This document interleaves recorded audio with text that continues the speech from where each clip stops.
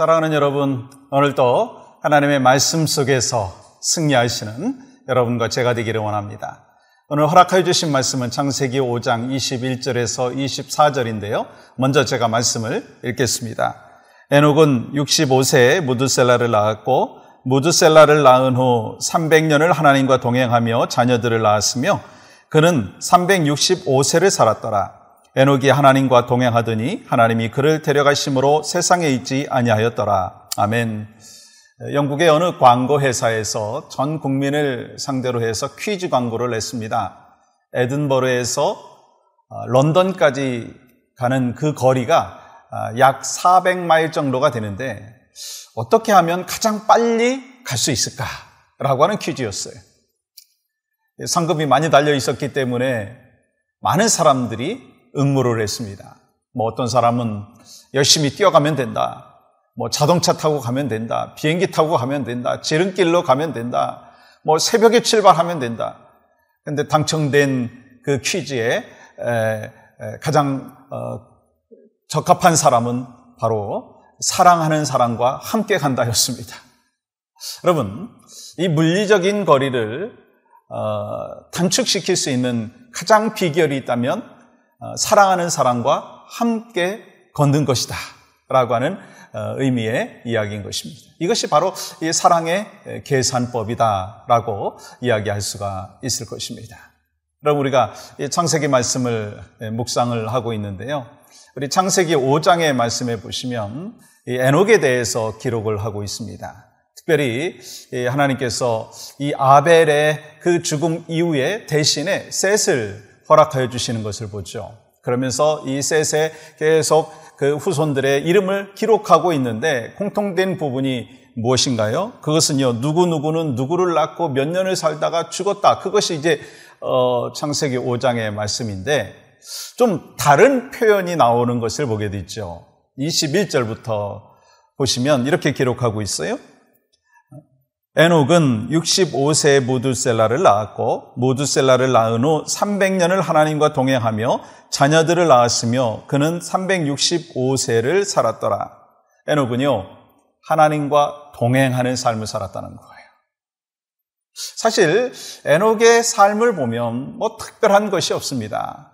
아담의 7대 손이고 노아의 할아버지고 특별한 기적을 행했다든가 그를 통해서 엄청난 영웅의 모습이 나왔다든가 이런 기록은 없어요. 그런데 정말 중요한 한 가지를 말씀하고 있습니다. 에녹은 하나님과 300년을 동행했다라고 하는 것입니다. 이것이 창세기 5장에서 에녹의 그 족보를 쭉 기록을 하면서 강조하고 있는 부분이다라고 하는 것입니다. 그렇다면 여러분과 저도 에녹과 같이 하나님과 동행하는 아름다운 동행의 삶이 있어야 되는데 어떻게 에녹이 그런 아름다운 동행의 삶을 살 수 있었느냐는 거예요. 그 첫 번째 보니까요, 그는 믿음의 삶을 살았다는 거예요. 아름다운 동행을 위해서 믿음의 삶이 필요하다라고 하는 것을 말씀하는 것이죠. 여러분, 함께 걷는다고 해가지고 동행한다고 이야기할 수가 없습니다. 함께 걷는다 한다 할지라도요, 서로 마음이 통해야 되고요. 서로 뜻이 통해야 되고요. 서로 생각이 통해야 됩니다. 그것이 동행이라고 하는 것이죠. 그런데 그보다 더 중요한 부분이 있더라고요.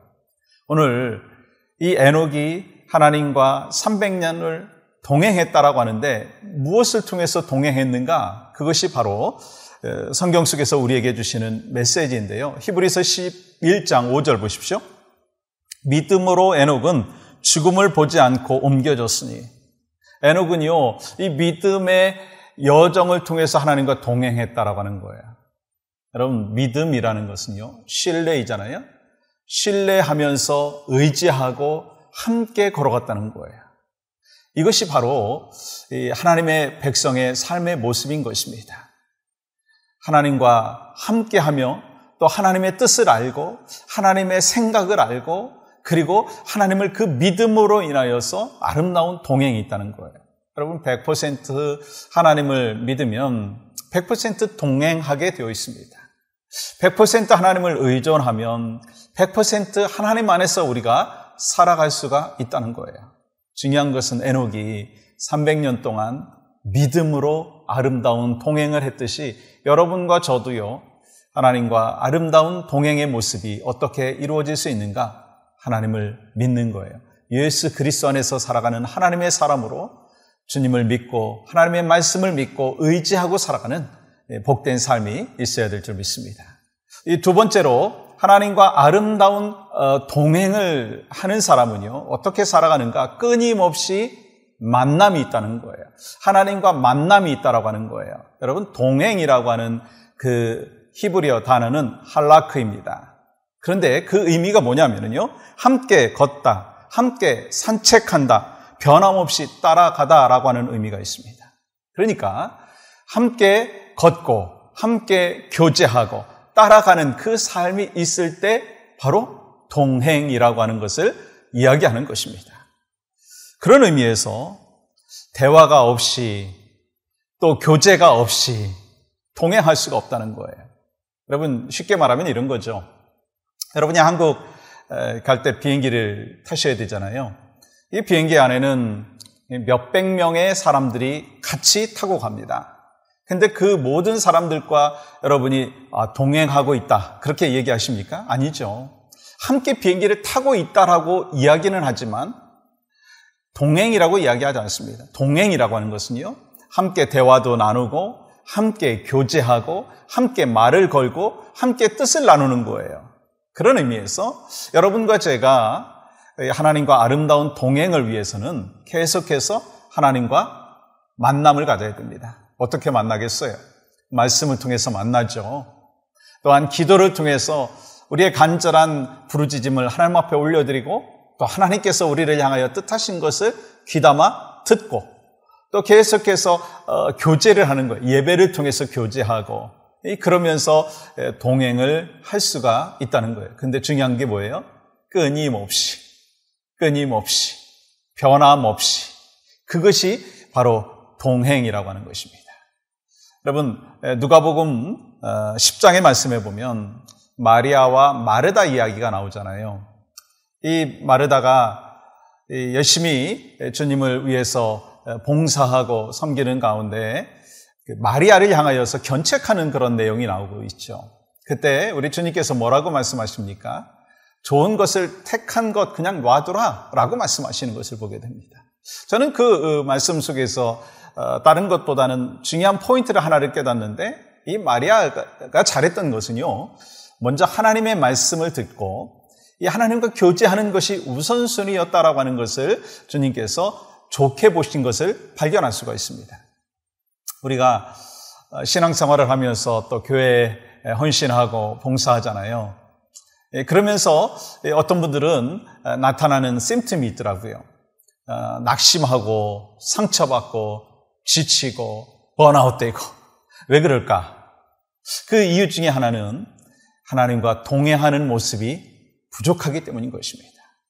말씀의 충만, 기도의 충만, 그리고 하나님과의 교제의 충만이 있을 때 이런 것들을 다 극복할 수 있고 성령 충만으로 그것을 오버컴 할 수 있는데, 그리하지 못할 때 우리는 번아웃이 될 수 있고 상처로 남을 수가 있어요. 여러분, 그건요, 목사인 저도 마찬가지. 여러분들도 아무리 오랫동안 신앙생활 했어도요, 그러한 일들이 나타날 수가 있습니다. 그런데 그것을 해결할 수 있는 방법이 있더라고요. 뭐예요? 오늘 에롯과 같이 하나님과 아름다운 동행을 하는 거예요. 어떻게 해요? 주님을 믿음으로 끊임없이 만남을 통해서. 그것이 바로 복된 하나님의 백성의 삶의 모습인 줄 믿습니다. 오늘 하루도 여러분 삶에 하나님과 아름다운 동행이 있기를 원합니다. 저에게도 그런 동행이 있기를 원합니다. 이를 위해서 서로 중보하며 또 하나님 안에서 살아가는 축복의 여정이 모두에게 있기를 주님의 이름으로 간절히 축복합니다. 함께 기도합니다. 하나님, 감사합니다. 오늘도 주님의 높고도 위대하심을 찬양하며 믿음으로 끊임없이 하나님과 교제함으로 인하여서 하나님과 아름다운 동행이 우리 모두에게 있도록 주님 인도하여 주시옵소서. 예수님의 이름으로 감사하며 축복하며 기도하옵나이다. 아멘.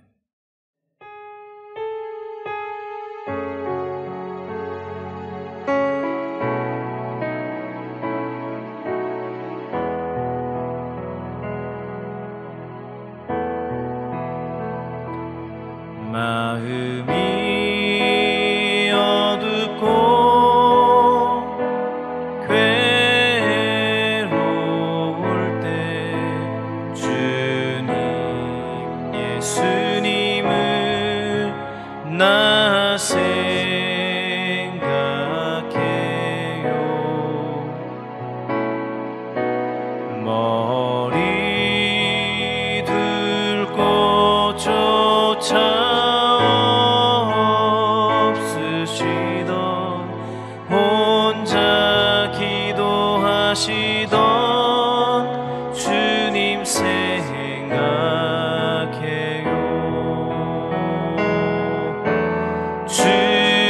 주님만 섬기며 따르기로 한 날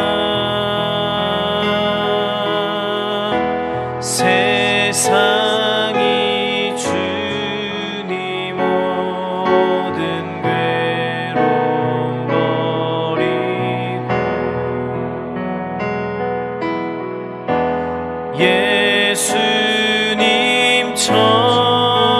예수님처럼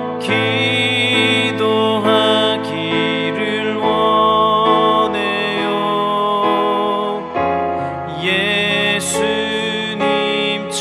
예수님처럼 기도하기 원해요.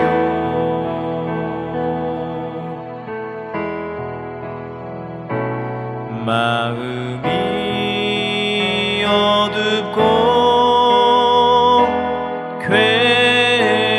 괴로울 때 주님 예수님을 나 생각해요.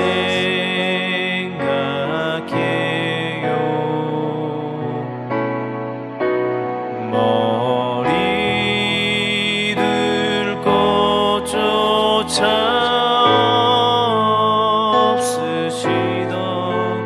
혼자 기도하시던 주님 생각해요.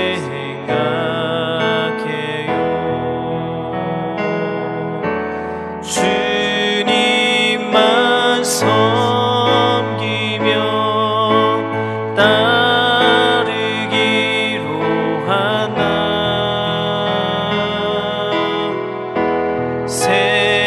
세상이 주님 모든 괴로움 버리고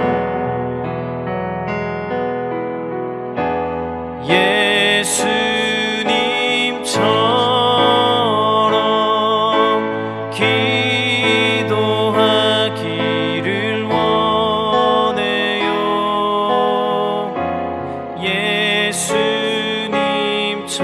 예수님처럼 기도하기 원해요.